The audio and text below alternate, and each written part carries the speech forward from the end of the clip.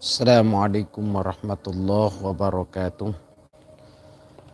Pada kesempatan ini saya akan menjelaskan tentang masalah bolehnya orang yang berpergian atau musafir itu mengqashar sholat. Arti mengqashar sholat itu artinya dia meringkas sholat.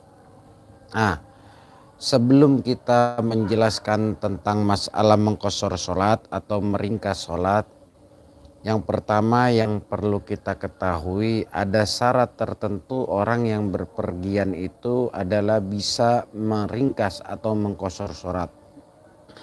Yang pertama adalah orang yang musafir atau orang yang berpergian itu syaratnya dia harus perjalanannya bukan maksiat. Ayyakuna safaruhu fi ghairi maksiatin. Perjalanannya bukan maksiat, artinya dia punya tentuan mubah, punya perjalanan yang sunnah atau punya perjalanan yang wajib. Seperti misalkan dia ziarah, silaturahmi, itu boleh dia untuk mengqashar sholat. Yang kedua syaratnya bahwa antakuna masafatuhu sittata asyara parsakhon. Artinya dia harus menempuh dulu jarak 90 km. Jadi kalau seandainya kita mau meringkas atau mengqashar sholat, kita harus menempuh jarak 90 km dulu. Berbeda nanti tentang masalah jama'. Kalau jama' itu tidak ada persyaratan untuk jarak tempuh 90 km. Asal yang penting kita keluar kampung, maka boleh untuk menjama, apakah jama takdim ataukah jama takhir. Tapi kalau untuk mengqashar sholat kita harus menempuh dulu jarak 90 km. Anggaplah kalau saya dari Jakarta itu misalkan katakan sampai sampai Cianjur, itu sudah ada jarak tempuh yang jaraknya 90 km. Jadi misalkan saya berangkat dari Jakarta, maka harus saya punya 90 km dulu jarak tempuh saya. Kalau seandainya belum mencukupi jarak tempuh 90 km, belum diperbolehkan untuk mengqashar sholat. Tapi kalau jama' boleh, kita keluar kampung itu boleh-boleh saja kita menjama sholat. Apakah jama' takdim ataukah jama' takhir. Jadi syarat yang kedua, kita harus menempuh dulu jarak 90 km. Yang nomor selanjutnya, nomor ketiga, syarat untuk mengqashar sholat, meringkas sholat adalah sholatnya yang hanya khusus 4 rakaat saja. Seperti sholat zuhur itu boleh diqashar, sholat asar itu boleh diqashar, sholat isya itu boleh diqashar. Tapi kalau maghrib kagak boleh diqashar, atau subuh kagak boleh diqashar. Nah nanti niatnya kalau hanya untuk qashar itu niatnya cukup usolli fardhu zuhri qashron, kagak perlu rakaataini. Jadi usolli fardhu zuhri qashron, usolli fardhu asri qashron, usolli fardhu isya'i qashron. Maghrib dengan subuh kagak bisa diqashar. Kalau ada pertanyaan bolehkah qashar jamak? Boleh. Tapi syaratnya yang diqashar ya hanya sholat yang 4 rakaat. Kalau selain sholat 4 rakaat nggak bisa. Itu. Tapi bisa dijama, tapi dia tidak boleh diqashar. Contoh begini, saya mau jama qashar.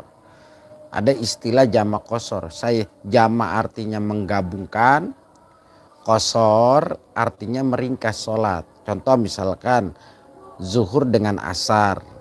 Zuhur dengan asar saya mau jama qashar, maka boleh gitu.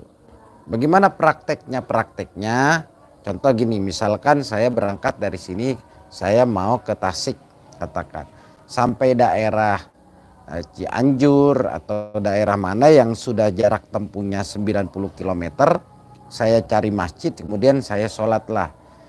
Niat sholatnya gimana? Niat sholatnya usolli fardhu zuhri qashron majmu'an ilal asri. Gitu. Kalau kita jadi imam ya adaan imaman, kalau kita jadi makmum ya adaan makmuman. Jadi niatnya usolli fardhu zuhri qashron majmu'an ilal asri. Gitu.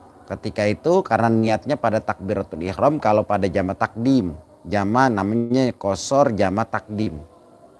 Setelah itu kita takbir, setelah kita takbir kita biasa sholat, tapi sholatnya hanya 2 rakaat. Setelah kita sholat 2 rakaat, salam, kemudian kita langsung sholat asar. Nah, sholat asar jumlahnya 2 rakaat, tapi kalau untuk sholat asar cukup dengan usolli fardhu asri qasron, kagak perlu jamak lagi, nggak perlu ada majmu'an lagi. Jadi hanya niatnya pada sholat yang pertama kalau untuk qashar jamak. Jadi sekali lagi saya ulangi niatnya kalau kita mau melakukan qashar jamak.